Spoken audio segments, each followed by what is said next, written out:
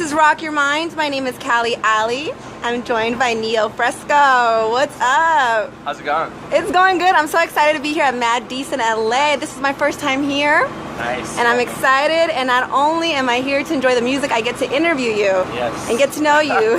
Yes, yes. So this is exciting. How does it feel getting off the set right now? It feels really fun. I've been living in LA for like 8 years now, from Portland, Oregon originally.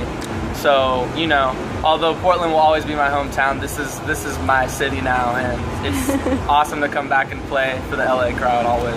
Absolutely. Yeah. And let's talk about the I Heart Comics mixtape. What can you tell me about the mixtape? I Heart Comics, sorry, are some homies in LA that throw some great parties. I've been playing with them this year, some awesome shows, and we had a show with S-Type last night. At Los Globals, right? Yeah, how was in that? Bay City. It was fun. It was a good time. And so I played.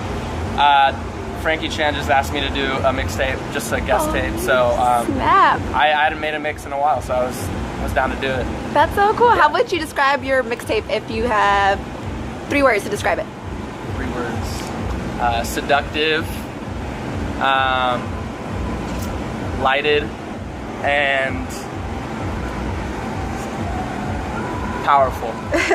When you say powerful, can you elaborate a little bit on that?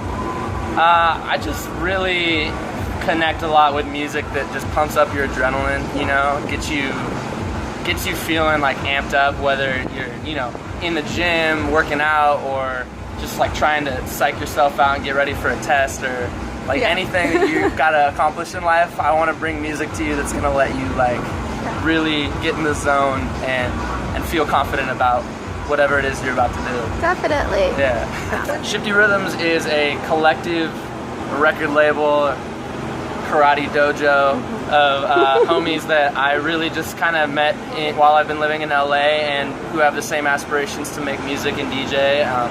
And we used to just kind of post on a blog and throw events called Get Shifty.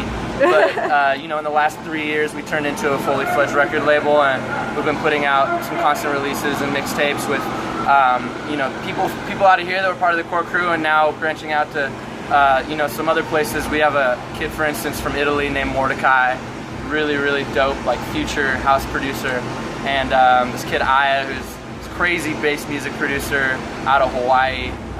So yeah, just like really trying to like put on for my boys. I think that's the whole goal of Shifty Rhythms, is to give artists that are not really able to get their music to an audience that they want, to give them an outlet to do that for now, and then they can move on to bigger things.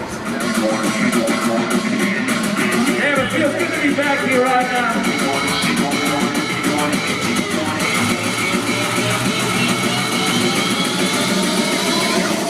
She going ham in the spandex, said she going for the handstand next.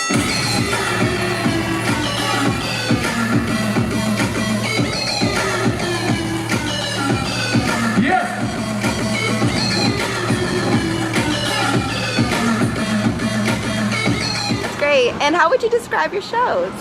My shows, I just like to, you know, bring out the energy, the powerful element of it, I guess, like I said, just get people turned up. Lately, you know, I'm playing a lot of these opening sets at the Mad Decent Block Party, and you know going into it that you're not the headliner, you know. People didn't come to see you, and it's the first set of the day. That's not necessarily true. I respect them for just coming out, but I think, you know, what you got to understand as a DJ what your role is, and sometimes, you know, your role as the opener is to really just get people moving, get people feeling good, get people, you know, dancing around with their partner with a beer, you know, just having a good time early. And so I think out here for the block parties, it's been a lot more hip hop stuff that people can sing along with, and just have a good time early in the day.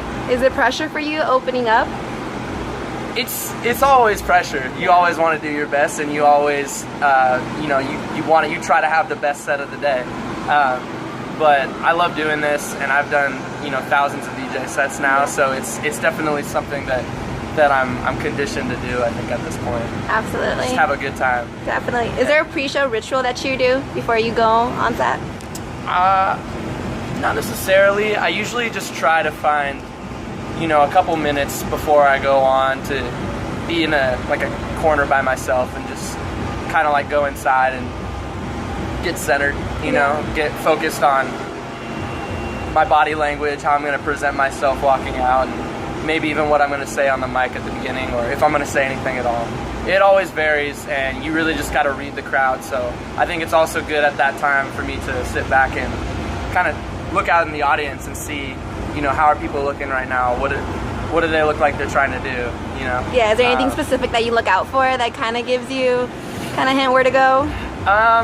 I mean, it's definitely a little harder before you start. I mean, if you're going off of someone else's set before, then definitely you can see how crowd responds and kind of see like what kind of stuff they like more and what stuff they like less. I mean, you know, now it's really cool because I get to play as an artist and so I get to play stuff that I want. I don't have to take requests and stuff like I definitely used to, you know. But at the same time, again, as a DJ, I think your responsibility is to not necessarily always just play what you want, but to play the stuff that the crowd wants to hear, you know? Right. Because your job, you're here to make people have a good time at the end of the day.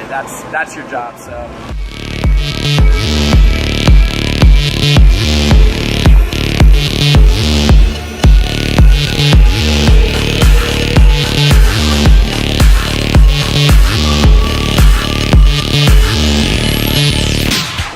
Is there a song that you wouldn't play, but you know that people like it?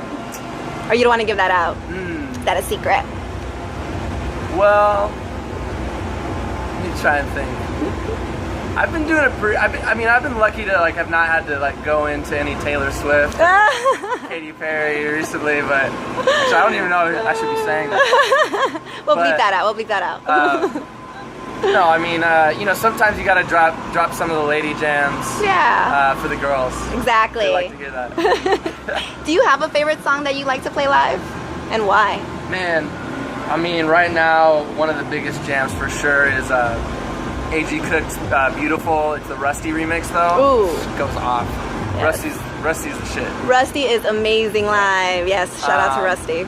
And outside of that, let's see, I just love Fetty Wap's Artist of 2015 for sure. I've been a huge fan of Fetty Wap ever since I like heard Trap Queen, like before it was being played on the radio and stuff.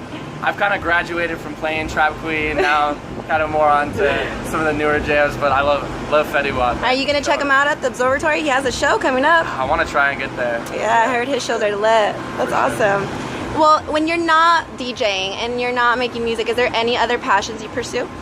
Yeah, I do a lot of video work. That's actually like my main thing that's been providing me a form of living in LA, you know, here for the last few years. I do video for like Diplo and Major Lazer and Dylan Francis, Fosterdamus, like a lot of the homies that are doing this stuff too. So it's been a really cool opportunity to learn from the best, you know, and kind of like stand out and view things from a different perspective, not necessarily being behind the DJ booth, you know. But it's really made me a lot wiser, I think, and a lot more grateful when I actually get to, you know, do my own thing now. Definitely. Yeah.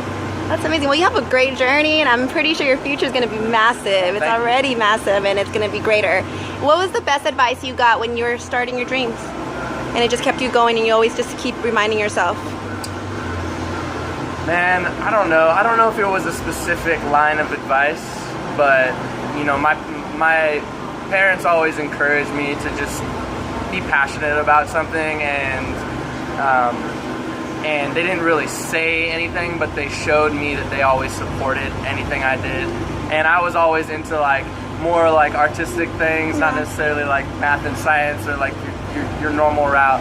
And even when I started DJing, they always supported me, you know, and told me as long as I'm working hard, like that I can do what I want to do. And I think that it's given me the confidence most of my life to really like not be worried about whether this is a crazy, I mean, it is a crazy choice if you try to do this, but definitely, you know, gave me the confidence to believe that I can do it. And I appreciate that. So that's great. Yeah. All right, perfect. Well, is there a website where people can stay up to date with your music and tour dates? Yeah. You can go to neofres.co. That's neofres.co.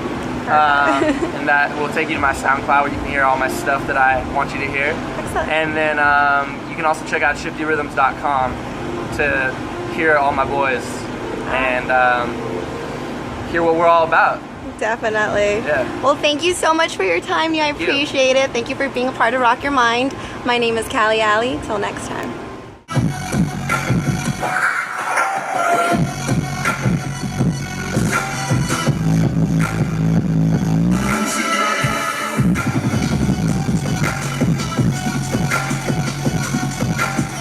This is Neo Fresco. You're watching Cali Alley, and I just rocked your mind.